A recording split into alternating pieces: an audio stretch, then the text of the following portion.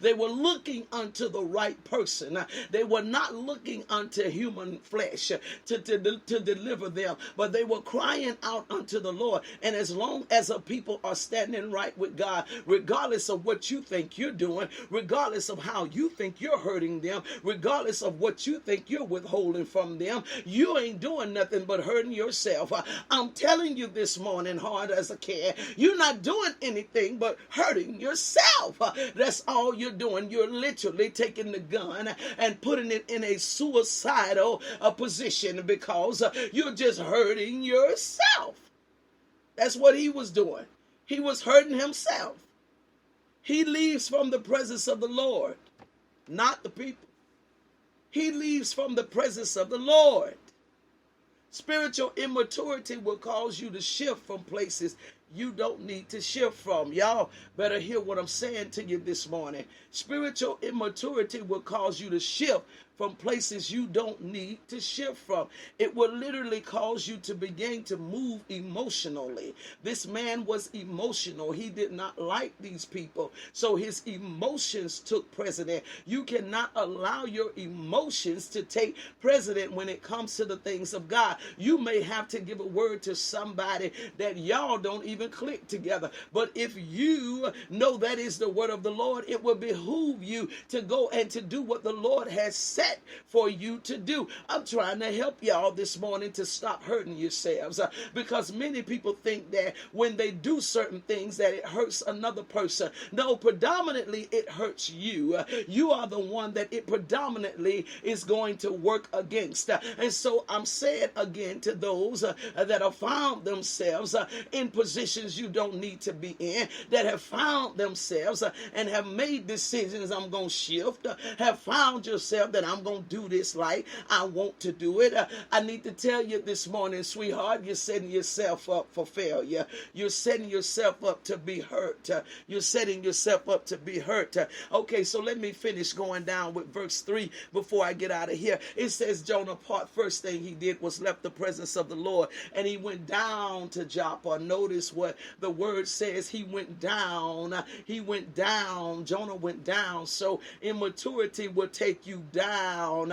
He went down. He could not rise anymore. He could only go down. That's why I keep trying to tell y'all, don't be misguided or be misled by folk that are not doing the will of God, and they try to pretend as if everything is fine, as though they got a relationship hooked in with God. No, baby, God flows in obedience.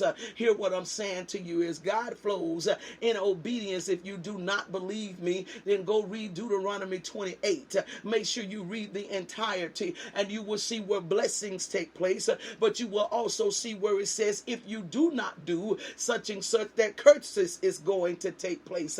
And so, baby, please understand that you cannot obey and disobey God. There has to be a choice of what will be done. So don't get caught up in the fact of what people are saying and what they are doing when they are not on point like they need to be, when they are not in position like they need to be, when they have taken their fare and have gone down to Tarshish to try to do something different regarding different from where the Lord has told them to do. I'm sorry, they're going to Joppa. They were supposed to go to Tarshish. I'm sorry, but don't pay them any attention when they tell you that they're on course, because and that's not so. They need your prayers is what's needed. So he goes on. He leaves from the presence of the Lord in verse 3, Jonah 1 and 3, and then he goes down to Joppa, so it takes him down, and he found a ship going to Tarshish. Excuse me. So he paid the fare thereof and went. So it cost him some money. See, what the Lord would have for him to do would not have cost him, but what he was going to do on his own ended up costing him some money. Not sure if y'all know or not. I'm not sure if any of you are willing to be be honest about it as I am. But have you ever done something that you didn't have any business, or you didn't put something where you were supposed to put it and it cost you your money? Have you ever, been in that type of situation? You did not obey like you were supposed to. You didn't give where you were supposed to give, and it ended up costing you because you were disobedient. Anybody other than me ever been in that type of situation before? You realize that you took a L in it, and so Jonah ends up having to pay a fare. Well, now it is costing him. This thing has taken him, one, from the presence of the Lord. Number two, it has sent him down somewhere, so he's not rising, he's going down. And then it cost him some money to get on a ship that he had no business even getting on, when the ride with God would have been a free, smooth ride. So I'm telling you this morning, as hard as I can and as best as I know how, that it is going to cost you. It's going to hurt. It will hurt. It will hurt me. It will hurt you when we do not follow suit like we're supposed to. If we do not carry things out in the manner of respect like we are supposed to, it is going to cost, okay? It is going to cost. It will literally, like the Bible says, it will literally be a bag with holes in it. You will literally lose. It will be as the wind is blowing everything away that you got when you are literally not in a position of being respectful like you should, or following instructions like you should. It will literally cost you more. So can I say to y'all this morning, from my heart to yours, please just line yourself up with God, okay? Just line yourself up with what God has for you to do. Don't cause no more to come on you than what has to come up on you. Watch yourself with who you're tripping on, okay? Please watch yourself with who you're tripping about, because Jonah was tripping about these people. He did not want to go bless these people. He was reluctant and hesitant to go bless these people, and it took that joker 3 days in the belly of some type of fish. It allowed him to have to go down into a dark place because he was interfering with God's business. It's not your call when the Lord says to do something. It is the Lord's call. He saw that these people were up for deliverance, and yes, he's going to deliver whom he wants to. It doesn't matter. He's going to bring out who he wants to. It's not my decision, and it's not your decision to decide who the Lord blesses and how they ought to be blessed. What decision we make is that we stay in obedience so that blessings can come upon us and not curses to be upon us. Get yourself out the way. Get that flesh that you trying to deny having out the way, okay? Get that part of you that's not crucified out of the way. Get that nasty part right there up out of the way, all right? Move that part, okay? Go ahead and deal with that part, that issue, Jonah. Go ahead and confront that part right there, as to say, now, why would I do this? Why would I handle this like this? What is it about me that will make me do this right here? Clearly, the Lord has told me what to do, but I am not going to follow, or I don't want to follow the instructions, so I will hurt myself by allowing myself to have to go into a dark place because of me not obeying what the Lord would want for me to do. So what is it about me? It's not those people that the issue is with, because they have sense enough to cry unto God. It's me that's claiming to walk with God and cannot do what I'm supposed to do. It's me that is claiming to walk with God but will not fulfill the blessings or the promises of God. It's me that don't want to take heed to God. What's going on with me? I'm starting with the woman in the mirror. What's going on with me? There has to be something wrong with me that won't let me do what God has told me to do. When I sit in service week after week, when I consider myself to be a woman of God or a man of God, what is it about me? When I'm quick to tell somebody what thus saith the Lord, but I won't listen to what thus saith the Lord to myself. What is it about me that needs to be fixed? I'm telling you, you will only hurt yourself. You're going to only hurt yourself. It says that Jonah did not want to do. So let's see here what verse 4 says. But the Lord sent out a great wind into the sea. There it is.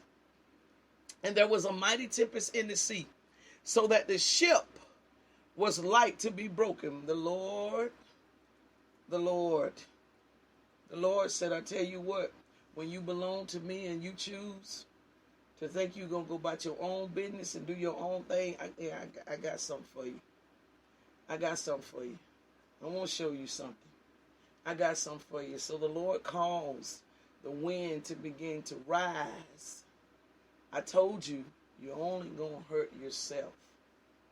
You're only going to hurt yourself by not following protocol. You're only going to hurt yourself by not following instructions. You're only going to hurt yourself. How many times have you, as a child, you might have gotten mad at your parents or something? I ain't going to eat nothing. You know, don't put your hand on, I ain't going to eat today. Well, that's your stomach. You know, that's your stomach growling. The parents over there eating. See how you hurt yourself by thinking that you're hurting someone else? When really, in all actuality, you need to look within and see what's going on within. Why are you like that? What is it? Why can't you help them? What is it? Maybe it's something you need to be honest about.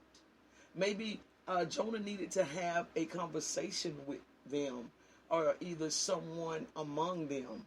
Because a lot of times, you know, we as people can have a problem with one person in a family and then mistreat all of them. So maybe Jonah needed to have a conversation with one person, just one person, but he chose to take it out on the whole nation of people.